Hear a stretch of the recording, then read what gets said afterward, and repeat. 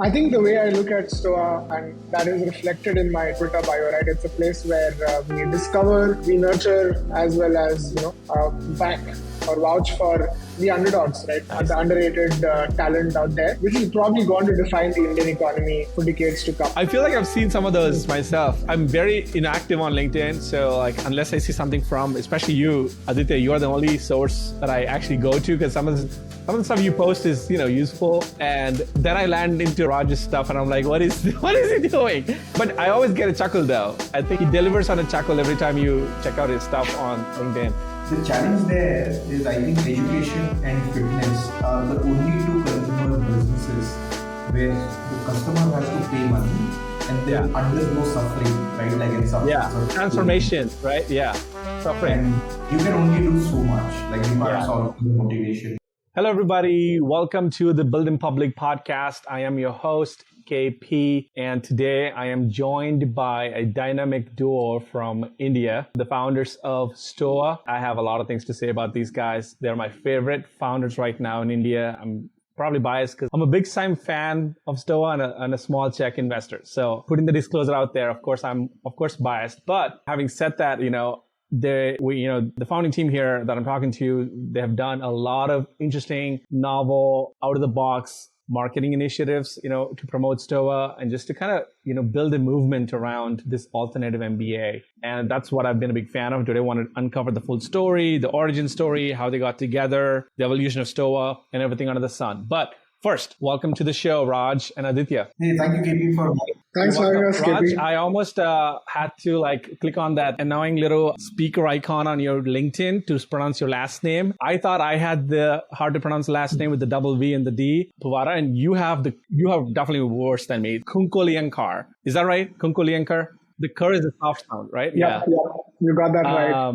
Aditya has got a very famous last name, Kulkarni. So, I think we're good with yours. Yeah. Where are you both joining from? Give the audience who may not know much about you a quick 30-second, 60-second intro of your background. What were you doing before Stoa? And where are you joining now from? So I've been in education tech for last 10 years, right? Have paid my dues for the first 8 years, built a couple of companies, was fortunate enough that, I had some decent exits. I mean, something that I don't regret. Yeah, so made some small cash. But last 8 years have been in education, explored a lot, primarily in K-12, a lot on the emotional well-being side for children. In fact, the legal name of the company, Questo, Stoa, started as a teenager well-being platform just before the pandemic. Wow. So I spent 8 years in K-12, realized that it's really tough to make money in early education and child education.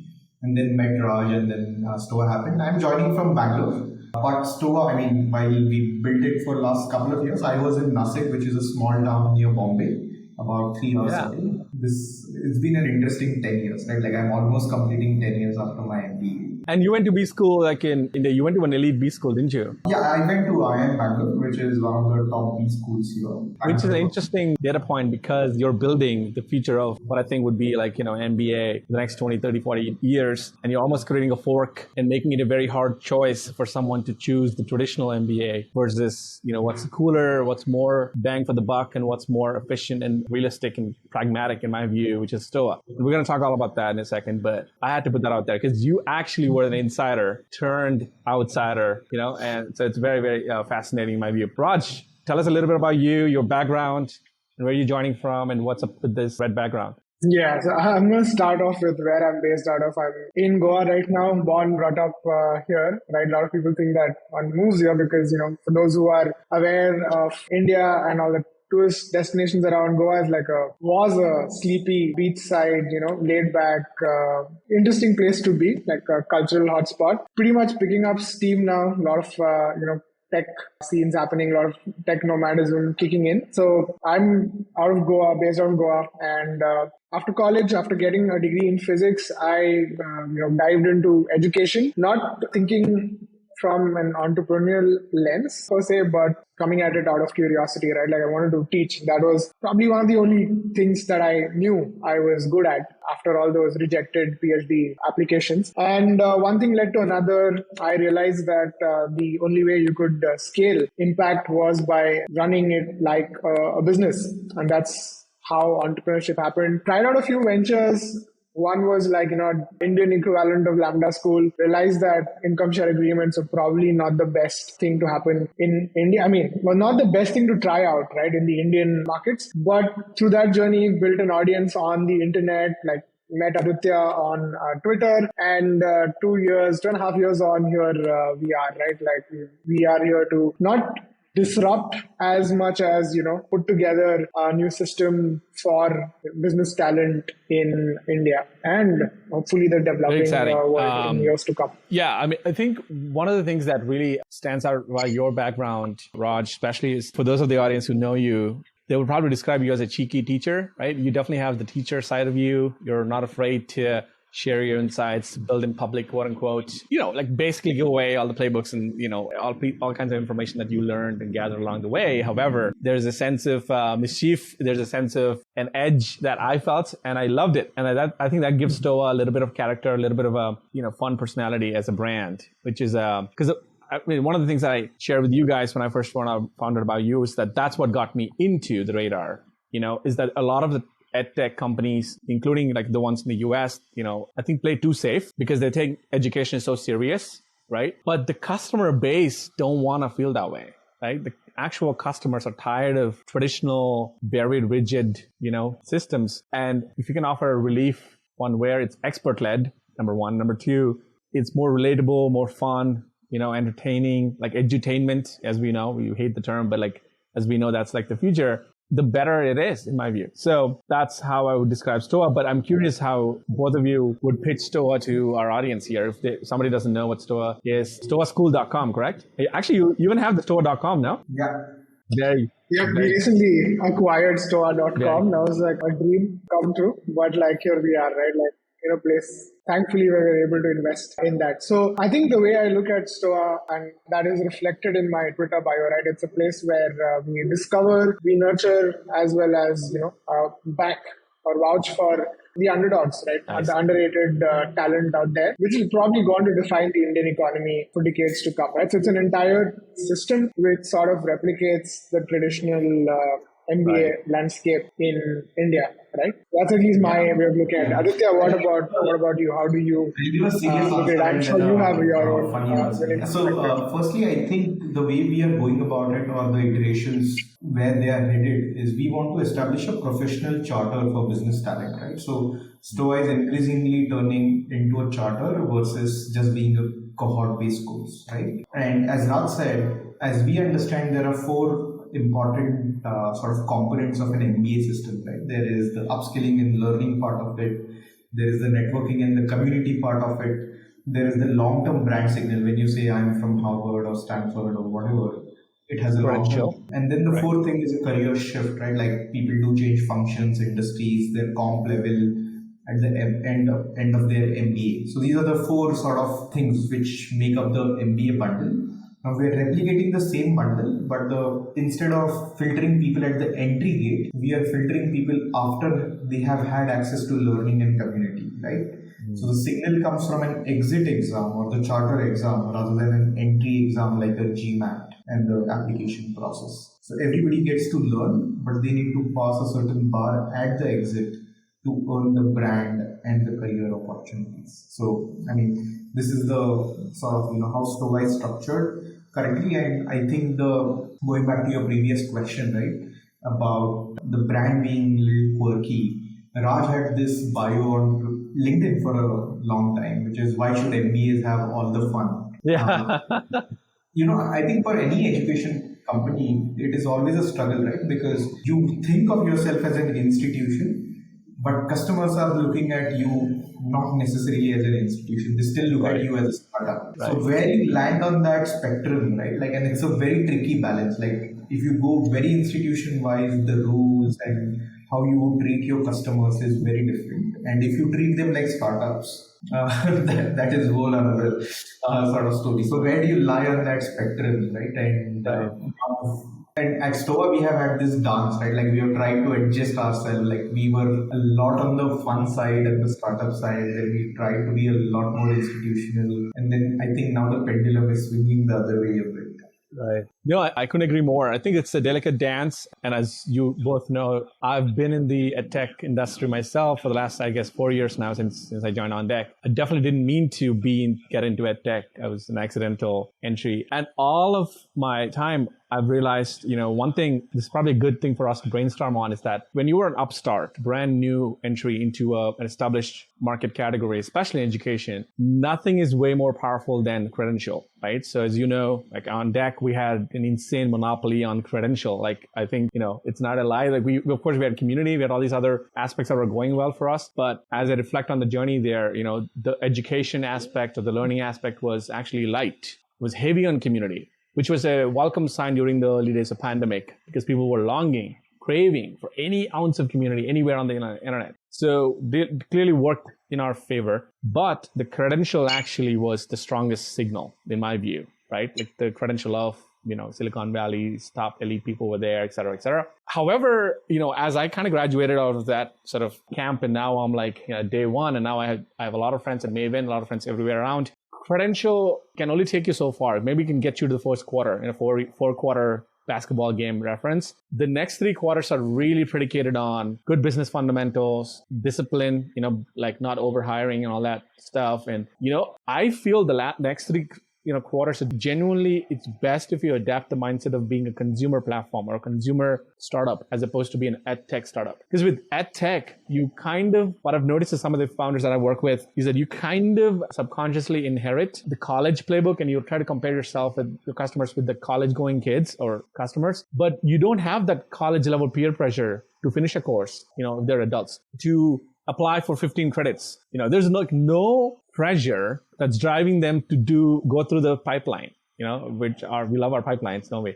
So it purely becomes the customer play at that point. It's almost like a consumer play at that point. So you have to treat them. What I've learned, my final nugget of this thing is, it's so much safer and better if an up and coming young EdTech founder treats their EdTech product / offering as a consumer offering. Because it means you really have to earn it every month. Because consumer, if you B2C, they're very fickle, and they're, like credential doesn't matter, right? Like people buy because of how they feel and like the marketing and all that other things. So it's probably a good thing that you guys are putting this pendulum back into like, a little bit more cheeky and a little bit more fun. Because until, 5, 6, 7, 8 years, brand and credential won't manifest unless you had it at day one, right? The first day. So it will take its sweet time, and you cannot accelerate brand journey. All you can do is just have fun and let people have fun and make it more fun to them and be extremely disciplined with the business fundamentals, So, I'm curious. Sorry, was there a comment, Raj? Were you going to say something? Or I think just a thought, right, is that being consumer also helps you iterate, right? Whereas if you are an education institution, so to say, you're expected to, start off in a rather frozen post-PMF, as you call it, right? Monolithic state, which is just like a copy-paste of an existing college or university or a MOOC platform or so on. But if you treat yourself as a consumer play, then of course you open doors to the startup mindset, right? That helps you sort of move in the right direction, exactly. So my favorite go where the market recent sort of, thing that came to mind that I saw somewhere was like Ryan Chesky talking about Airbnb, and he mentioned that they launched 6 times. I can't think of one EdTech company that launched 6 times because, they are too stiff about this, right? Can you imagine like On Deck launching 6 times saying like, we're the new On Deck, the new On Deck, the new On Deck? Because it's like they feel there's a sense of too much pressure that you have to really have nailed it. Otherwise, you're doing something wrong. As opposed to Airbnb, they launched 6 times before they got to PMF. And I think that's what I'm trying to get to, which is, EdTech founders, unfortunately, because they're compared with institutions that are usually century-long stable, like Harvard hasn't changed since 150 years. I went to Vanderbilt, hasn't changed since 150 years. That comparison, I think, is inaccurate. Although there's education, there's some learning, but really it should be compared more to a Airbnb or Uber or some DoorDash or one of these tech startups, purely consumer, that are constantly iterating and finding out their place in the world at scale. Because the hardest thing, the reason why they're launching 6 times, 7 times is they're trying to figure out what is the messaging, what is the channel, what is the customer that can get them to hyper growth, right? Like this scale speed. And with EdTech, because you're just very stiff and you're like always comparing yourself against the wrong incumbents, you just can't get to hyperspeed because you're trying to think, we're better than Harvard, we're faster than Harvard, so we should be doing something good. But that's not how the consumer perceive you. The consumer perceives you as the thing I talk about. We even with day one founders, CEO Andrew, and we talk about it all the time. I'm like, look, Andrew, we have to do something different here. We cannot. Our tag is $14.99, right? US dollars, $1,500 for my build track that I'm building there. And which we're iterating on the price. But when we first announced it, there was a lot of buzz. There's a lot of people who were excited. They're like, they trust me. I'm a trustable candidate in that niche. So they know that I'll get the job done. But as I did more customer discovery after launch, as I was talking to a lot of people, like I'm sensing hesitation. And I was like, there's something going on here. They're not feeling comfortable paying $1,500 in this inflation recession market we're in right now. And I caught myself going through the same process. I was at Costco, which is, America's version of, I don't know, what's the equivalent in India, like giant, big, let's say Walmart. I was there and I was staring at a TV, and this is my favorite anecdote. And the TV is, I think, $1,200. And my wife's walking past me and she's like, why are you staring at this for like 20 minutes? Well, if you want to buy it, just buy it because you can afford it. And I said, yeah, you know what? I'm going to buy it for Christmas in December. It's $1,200. Why do I want to let go of $1,200 right now? And I just hit me that is how every customer in my pipeline is thinking, that they're comparing getting this sort of course or program, whatever, with an expensive consumer purchase. And they're like, would I want a brand new 70-inch TV or would I want a join Stoa chapter, for example? I don't know. I'm just making this up. Yeah. And so you really have to compete at that psychological level, not that, oh, we're cheaper than Harvard because Harvard's $200K. That's not even the question at this point. Unless you're only selling to the 20-year-olds, 21-year-olds who are genuinely in that peer pressure that they need to finish college. Most people who finished college, if you talk to them, they feel like they actually finished something. They're like, why would I want to start back again? I just finished it. So the dark answer is people are not as inclined to learning as much as we think they are. But they're more inclined to other things like status. They're inclined to getting a raise at a job. They're getting inclined to making more money, all these other things. But I don't think like education alone is like that much of a noble, pursuit, especially in the day and age of internet where Raj is keeping all these people free. The challenge there is, I think education and fitness are the only two consumer businesses where the customer has to pay money and then undergo suffering, right? Like in some sense of transformation, right? Yeah, suffering. And you can only do so much. Like you can't solve for motivation. You can't solve for a bunch of those things. By the way, to your point, I mean, I'm not just like, trying to blow our own trumpet, but we did announce after our cohort one that we are shutting down Stoa and we did relaunch. And I think, so 500 people turned up on that Zoom call and we had a bunch of, messages saying, hey, don't take it too hard, entrepreneurs fail all the time. And we were like, no, we are shutting down this format and we are launching a new one. But I think we have done that a bunch of times.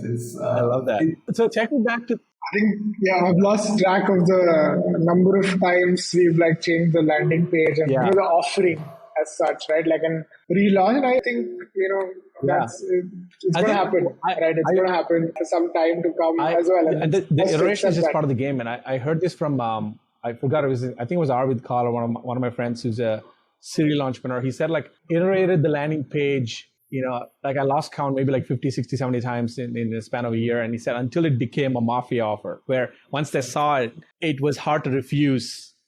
And it's not that simple to get to that core kernel of truth with just first attempt. It takes a lot of, reiteration messaging. So anyway, love that. So let's get back to the early days of Stoa. One of you, if you remember, what was the first actual offering of Stoa and who was your first paying customer? So the first program was just 3 months, right? This was peak pandemic, right?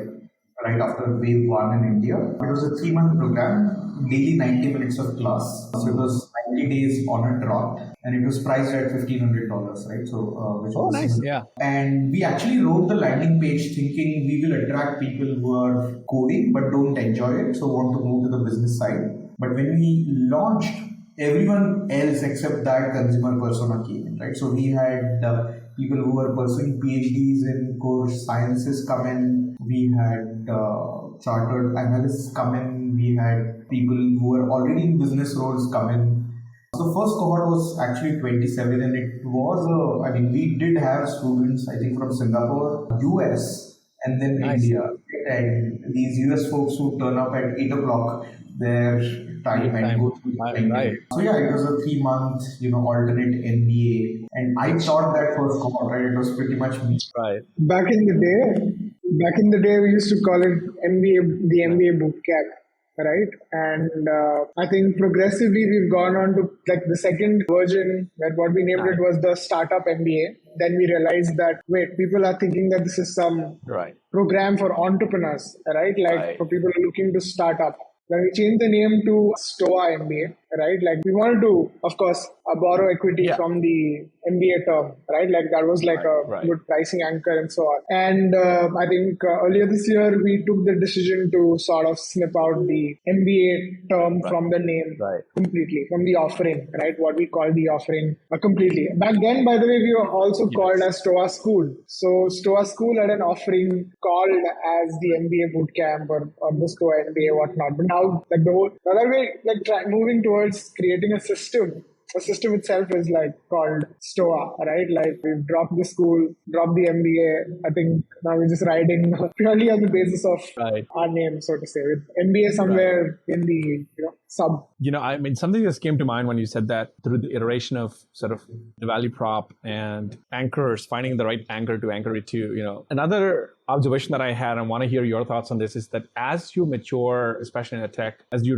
kind of, evolve as the business and grow through the stages, I think the job of the founders, or at least one founder, becomes completely about storytelling and messaging at the top of the funnel. Because if you've been in the business for this long, that means that there have been enough people that who went through the cycle and then went through the product experience and transformation that the product actually works, right? I saw the same thing even at, on deck, even now at day one, I see like there's usually with at tech and fitness, to your point, the product actually works. It's that the people who need the product aren't willing to let go of the money, aren't willing to go through the suffering/transformation. So the job to be done actually moves farther and farther up the top of the funnel, where if you can find a way to create an aha moment or a magic for them at a micro level at the top of the funnel, they'll come in. And it's really just on the top. And so I was just thinking about this, and I'm like, because, the inside of it works. Like, for example, I trust by now that if I take a Stoa thing, I'm sure there's structure and systems inside of it, that there's guidance, there's, like the journey is mapped out really well.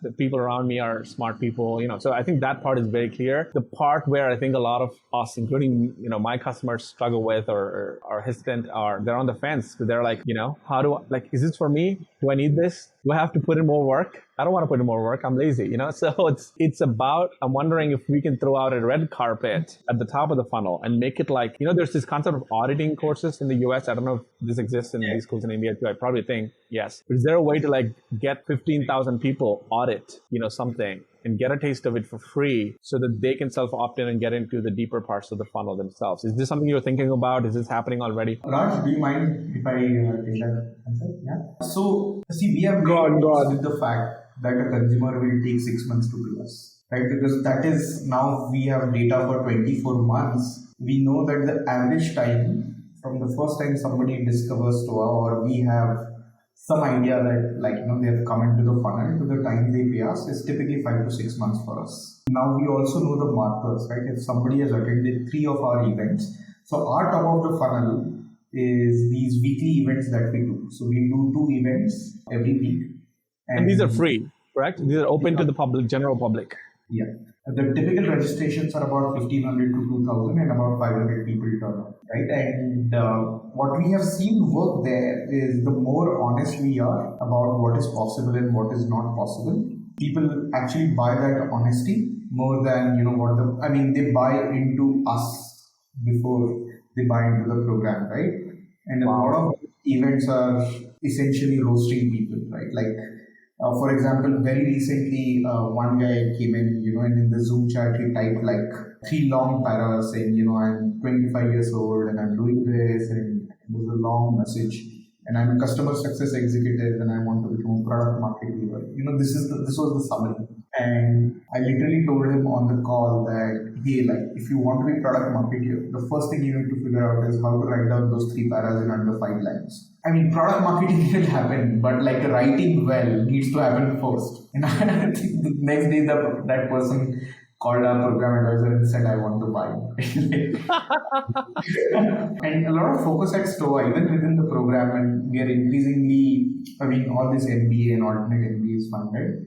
The challenges that we see in India is 99% of Indian learners have never had one single good learning experience in their life. Yeah. Their school was bad, their college was bad, and increasingly we are looking at ourselves as a finishing school, right? Like this is where we essentially teach people how to think well, how to write well, how to communicate well. Right. And I think as long as we are able to do those three things well, right, like in the 6-9 months that they spend with us, it's okay if they don't learn anything about product or marketing or anything. Right. Like because the true transformation is actually there.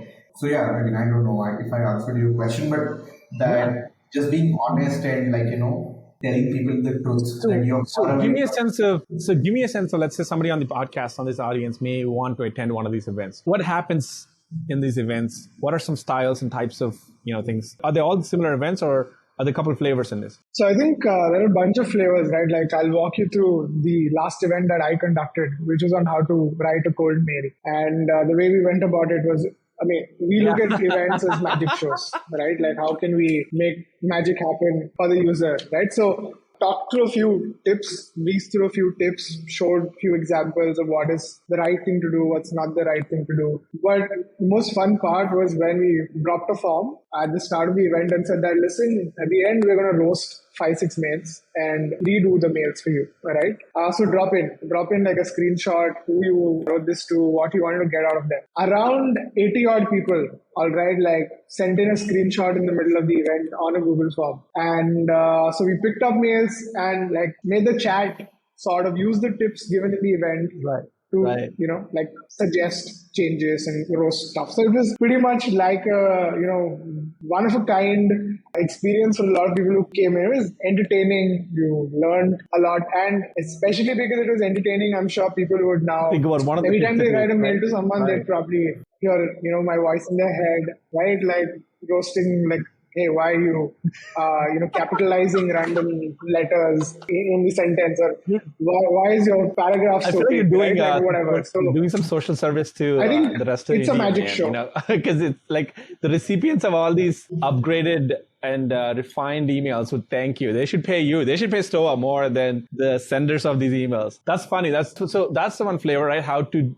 write a great cold email. Are there a series of how-tos, like how to create a landing page that sells? Is it more of that type, or are there other sort of frameworks like product market fit? Or I guess that's more of an entrepreneurship topic. Maybe. Sorry, what else is there? So things right from cold calling, how to apply like for your next job, get your resume straight, right? How to manage your manager, right? Like, of course, clickbait right there. But pretty much stuff across, careers, tactical how-tos. Sometimes Aditya comes in and takes, a class on, let's say, marketing or strategy. And it's more of crowd work, right? Like it's not share a PPT and whatever. You pick up questions from the crowd. Like for the cold calling workshop, what was done was that people in the audience had to make suggestions on what we would be selling to some other person, right? And we would demo it live on call. And you asked me about like what's up with the red background, right? Like so, it's a part of the show, so to say, right? Like you have to create that environment wherein people sort of get to check out of their reality and step into a slightly different world. Because people do have extremely like unfortunately boring. Live, right? Not so happening lives in some form of entertainment. Why not, right? Yeah. For free, like why not, right? People love that. I'm curious to know the vibe from you. So Aditya, what was the two questions for both of you? What's the absolute best, the most fun session you ever led in your time at Stoa? And the second question is, what's the absolute best and most fun session you ever attended anywhere in your life? Stoa or B-School, here, wherever. Could be a literal magic show, anything. I'll give you some time to think. Let's switch to Raj. Raj might probably have a quicker top of mind answer for this. Raj, do you have an answer for this?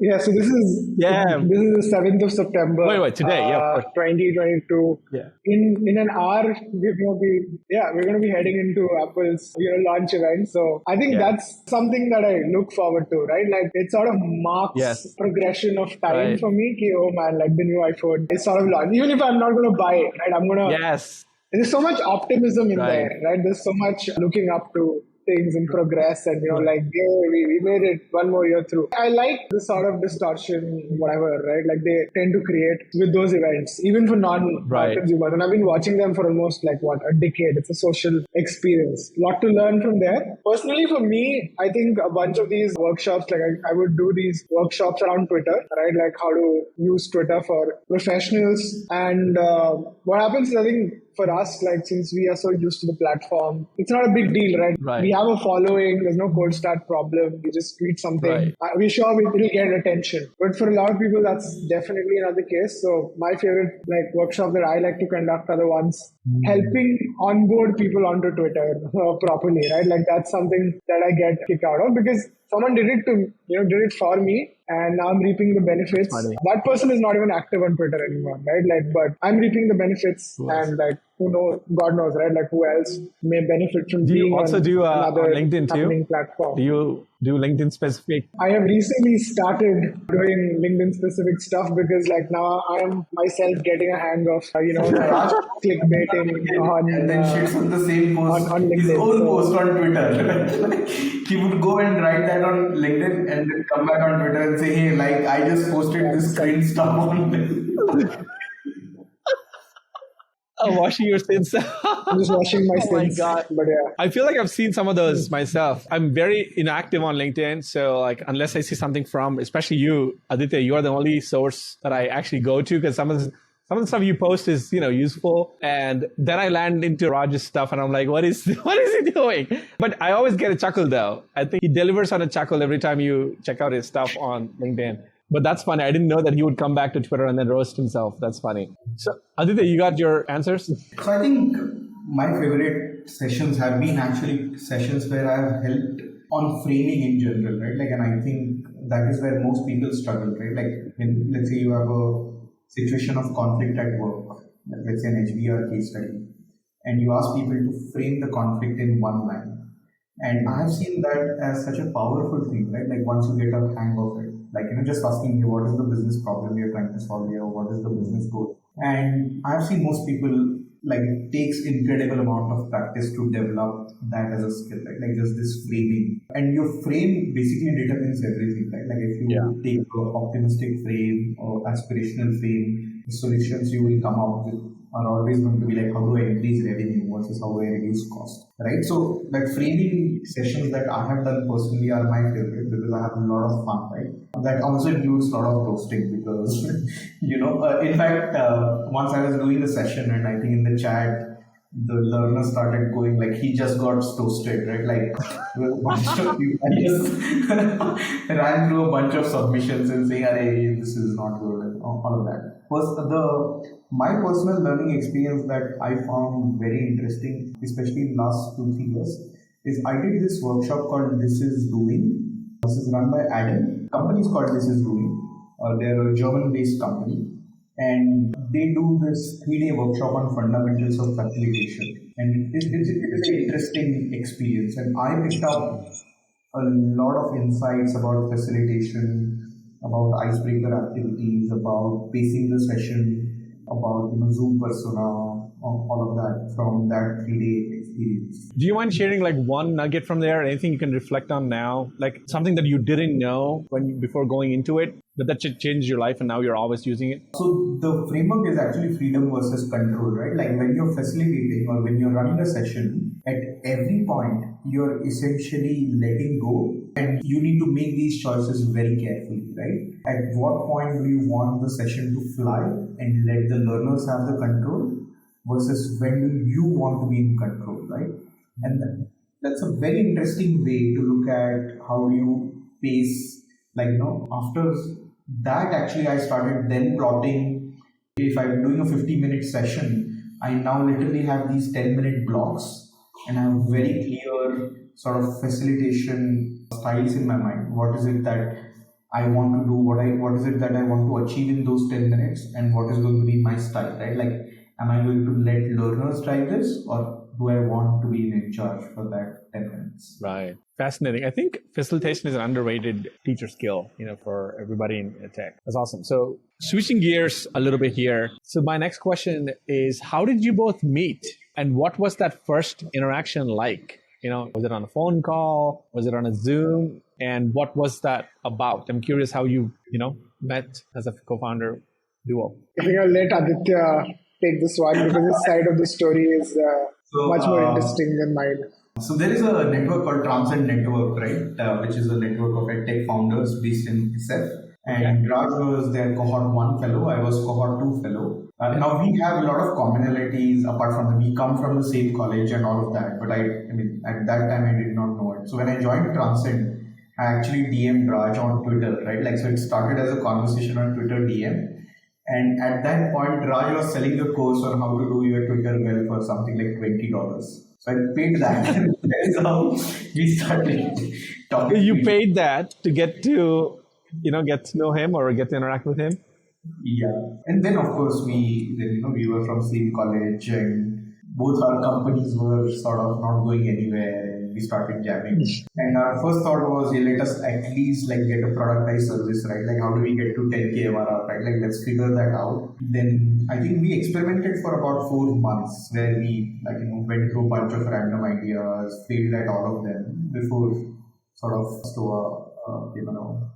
Raj, what is your side of the story? Pretty much the same, right? I still remember Aditya's handle @creator teacher, and it's like interacting with a account which had very less, following or activity, and you're can't really establish a reading on the person, right? With that less of activity and a generic name to add to it. So couldn't even LinkedIn much. It's only when we really got talking, he said he joined Transcend. I was like, okay, why is he joining Transcend? So it was bunch of questions, and then we sort of got talking. And I think if Aditya wasn't trying to build, we met in person after our cohort 1 got over, right? And the first time we met was, we had already worked for a year together, and because of course the pandemic stuff, all of us were stuck at home. So we met a year. In fact, the whole team met 1 year after we started actually. Wow. Stoa. Yeah. Right. That's funny. So when you were just talking to each other, kind of building out some of the early experiments, did you always know that you wanted to be co-founders and kind of figure something out where you're both partners and then, scale it up? Or was it more so let's explore, let's see where things go, let's not decide on anything concrete? I think we dated for 3 months or so before taking the call to sort of formalize it, right? Because the challenging part of that was I had already raised a small round and so there were a bunch of complications there. Right. But we went through this, I think, dating period of 3-4. He had a team, by the way. That whole team is now part of Stoa and they're still with us, 2-3 years out. But yeah, so we had a dating period of 3-4 months before we sort of formalized. So I'm curious, Raj, when you first met Aditya, right, what was one unique quality that stood out for you in him that you thought, okay, this is actually very interesting?